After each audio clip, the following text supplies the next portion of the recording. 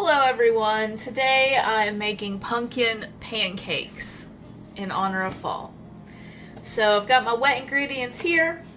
I've got 1 egg, half a cup of pumpkin puree, and 3/4 cup of milk. And I'm just mixing my wet ingredients together before I start adding my dry ingredients. So fall just started a couple of days ago, and I have been thinking about pumpkin, and so I decided to make me pumpkin pancakes for lunch today. Now my husband doesn't like pumpkin pancakes, so the good thing about working from home is that I can make whatever I want for lunch, and now I'm making something that he doesn't like because he's not here and he won't be eating this meal with me. I can make something that just I like. Alright, so the wet ingredients are pretty well mixed. Now I'm going to start measuring out my dry ingredients.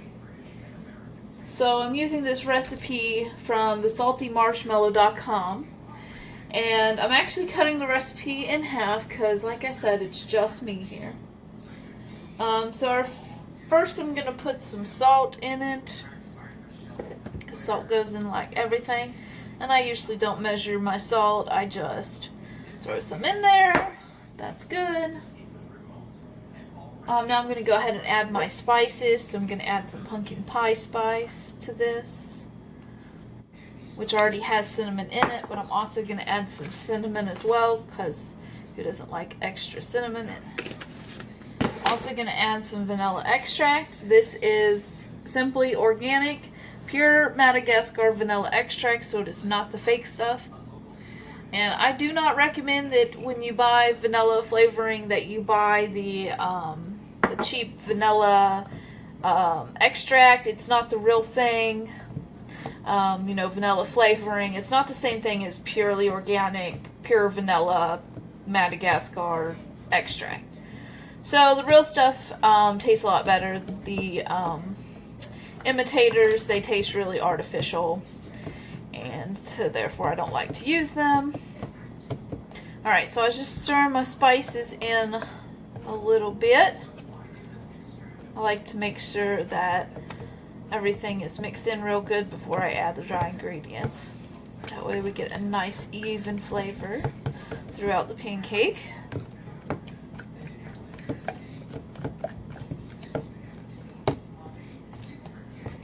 Alright, so got my spices in there. Next thing's going to be the flour, and the recipe says 2 cups, so I'm only going to do 1 cup of flour. Here's my 1 measuring cup. Just stick it in this bag here. Fill it up. Alright, that'll do. Just dump it in there all at once and stir it in.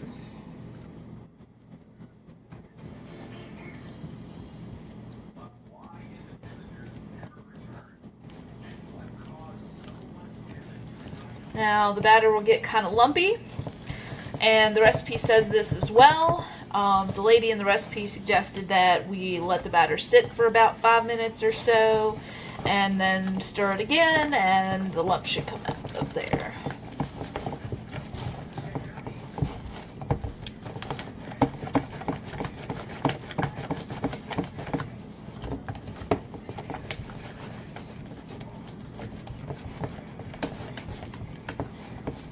Alright, so that's good enough. Making sure I didn't miss any ingredients here. Oh, I also need to add my sugar. So the recipe calls for some brown sugar and some white sugar. It says about 1/4 cup of each of the different kind of sugars. So I'm going to take a 1/4 measuring cup. I'm going to fill it halfway up with the brown sugar. And then I'm going to finish filling it up with the white sugar. Because again, I have the recipe, so it's going to be a halfie. Half brown, half white. So that's close enough there. And then my phone is sitting on the white sugar, so I'm gonna have to move it up here somewhere. See, I don't know if you can see my batter here. Alright, so let me grab my white sugar and just finish filling it up with the white sugar. Alright, so here's our sugar.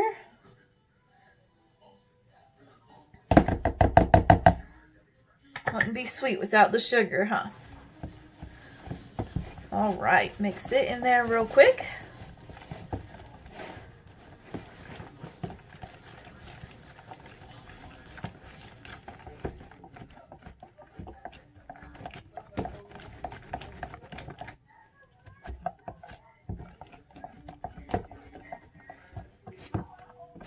Alright, so now I'm going to get out my frying pan.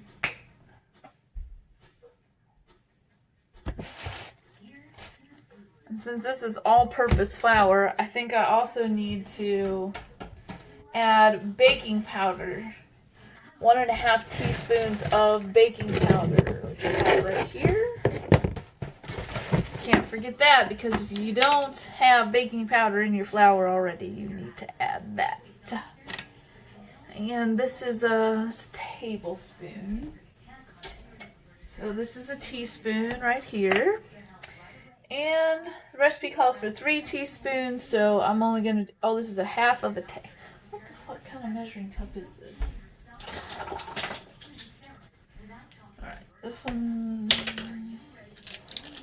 Okay, finally, I got a 1 teaspoon. Okay, and this is irrelevant. 1 teaspoon. So half of 3 is 1.5, right? So 1.5. Alright, folks, there's my baking powder. Wouldn't rise if I didn't put that in there. Stir that in real good. That way it rises evenly.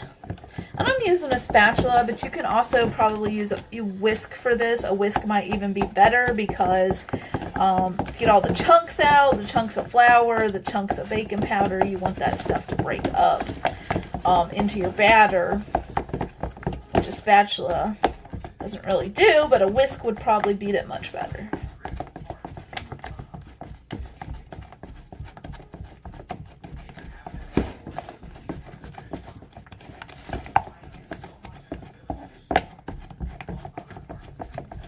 Alright, I'm just trying to mix that in really good. And now I'm going to get my pan ready.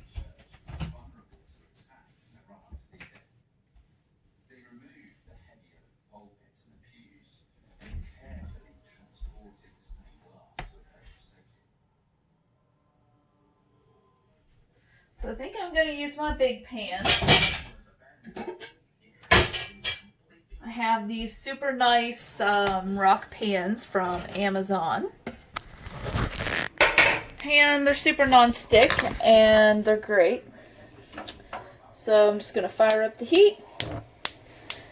And when you cook pancakes, you do not want to have it set on high at all. So you want to set it to a medium to medium-low setting. And you want to give it a few minutes before you put your batter in there, because you want the pan to heat up before you ever put the food in there. So some people use butter, but I'm just using the canola oil spray to grease my pan with. Butter probably tastes better, but I think that this is more convenient, so I just use the spray. And here's my batter. And we're just going to wait for the stove to heat up. So I'm going to pause the video.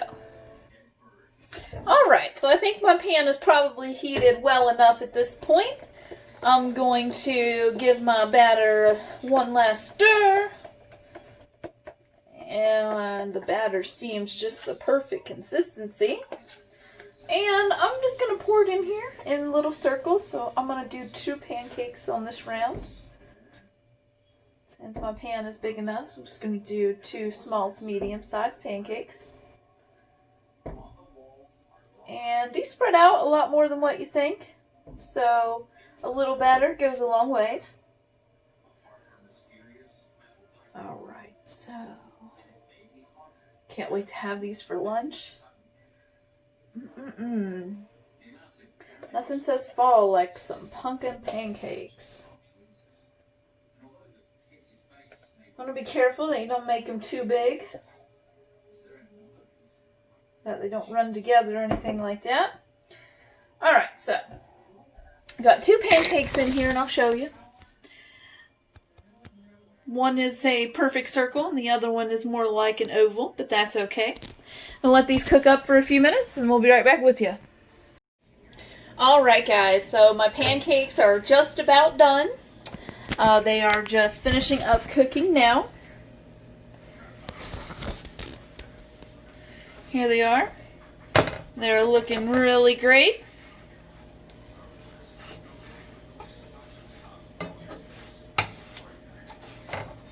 They're a little on the thin side. I'm sure if you use more baking powder that they would be even fluffier. But that's okay for me. You don't want them too fluffy, you know. So these are pretty much done. They look and smell delicious. So what I'm going to do, I'm just going to take them out of the pan, plop them on my plate. And you can top them with whatever you like. But so I got some butter here I'm going to put on them. Some syrup. And yeah, that's how you make pumpkin pancakes.